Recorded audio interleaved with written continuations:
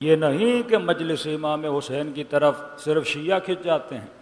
آپ انڈیا چلے جائیے، ہندوستان چلے جائیے، وہاں پہ ہندو بھی امام حسین کی مجلس میں آتے ہیں، وہاں پہ سکھ بھی امام حسین کی مجلس میں آتے ہیں۔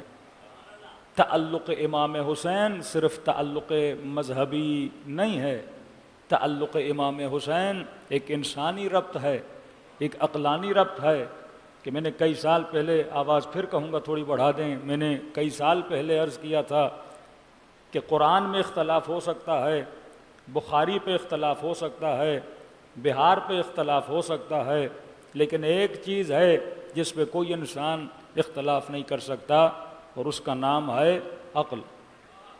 کیونکہ عقل ہندو کے پاس بھی ہے، عقل شیعہ کے پاس بھی ہے، عقل اہل سنت کے پاس بھی ہے۔ یہ اور بات ہے کوئی استعمال کرتا ہے اور کوئی استعمال نہیں کرتا۔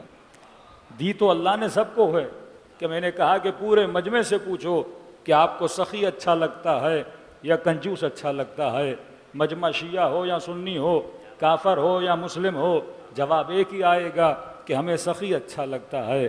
بھائی آپ کو کس نے سکھایا کہ سخی اچھا ہوتا ہے؟ اب جناب چاہے خود کنجوس ہوں یا نہ ہوں، چاہے خود کتنا ہی کنجوس ہو، لیکن محبت کس سے کرے گا؟ سخی سے محبت کرے گا۔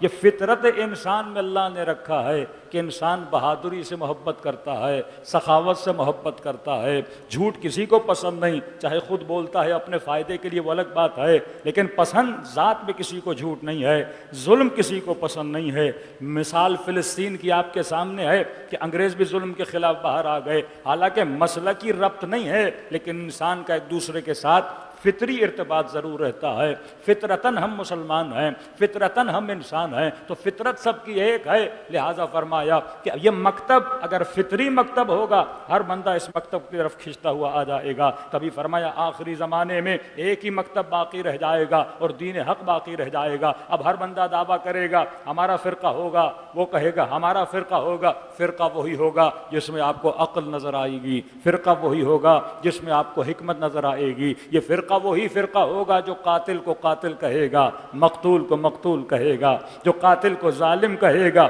مقتول کو مظلوم کہے گا۔ صلوات پڑھے محمد و آل محمد۔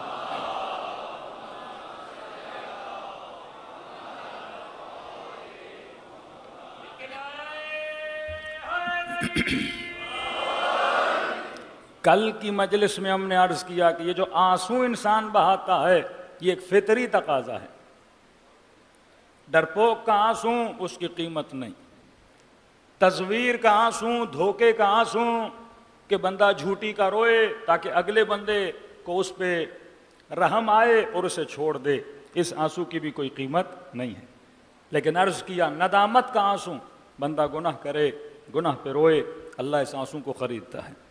فراق کا آنسو، بندہ محبوب سے جدا ہو جاتا ہے، اس پہ روئے، اللہ کے دربار میں اس کی قیمت ہے۔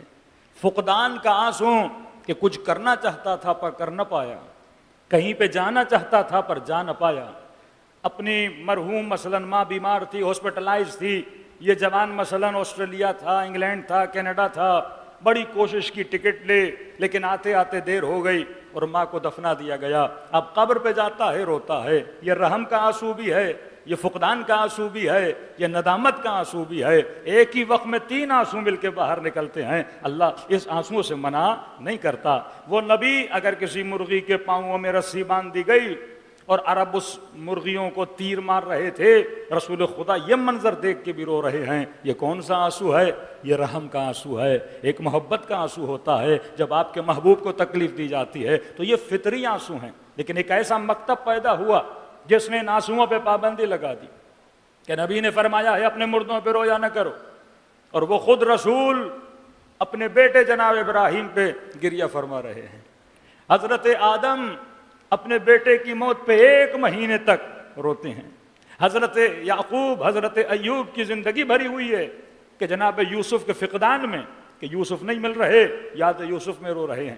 حضرت یوسف زندان میں مصر میں بیٹھ کے گریہ فرما رہے ہیں، یہ خدا ذکر کیوں کر رہا ہے؟ حضرت ابراہیم جناب ہاجرہ اور اسماعیل کو زمین ذی زرع پہ جب چھوڑ کے واپس جاتے ہیں تو تاریخ لکھتی آنکھوں میں آنسو بھرے ہوئے تھے۔ اب یہ نہیں کہ اللہ سے شکایت ہے کہ خدایا میرے بچوں کا کیا ہوگا، نہیں، یہ فقدان کا آنسو ہے، یہ جدائی کا آنسو ہے کہ بندہ اولاد سے محبت کرتا ہے اور جب اولاد سے جدا ہوتا ہے تو آنکھوں سے آنسو بہتے ہیں۔ اور ایک آنسو کا ذکر سورہ توبہ آیت نمبر 92 میں نے کیا کہ جب نبی کے اصحاب کو جیسے لوگ پہنچے جو جنگ پہ جانا چاہتے تھے لیکن نبی ان کو لے کر نہیں گئے کیونکہ دیر ہو چکی تھی، سامان و اسباب جنگ نہیں تھے، تو خدا نے خاص طور پہ ان کے آنسوؤں کا ذکر کیا ہے کہ حبیبی آنا چاہتے تھے لیکن آپ لے کر نہیں گئے۔ یہ اس افسوس میں کہ کاش ہم تھوڑی دیر پہلے آتے اور جہاد میں شامل ہو جاتے۔ تو آج ہم بھی جو آنسو بہاتے ہیں یہ فقدان کے آنسو ہیں۔ یا لیتنا کنا معکم فافوز معکم فوزا عظیما، مولا اے کاش میں کربلا میں ہوتا تو آپ کی مدد کرتا، اے کاش میں کربلا میں ہوتا پہلے اپنے بدن آگے دیتا، پھر شاید کوئی تیر آپ کے بدن پہ لگتا، پہلے اپنا بدن زخمی کرتا، پھر شاید کوئی زخم آپ کے بدن پہ آتا۔ تو یہ کس کے آنسو ہیں؟ فقدان کے آنسو ہیں، جس کا ذکر پروردگار عالم قرآن میں کر رہا ہے۔ صلوات پڑھے محمد و آل محمد۔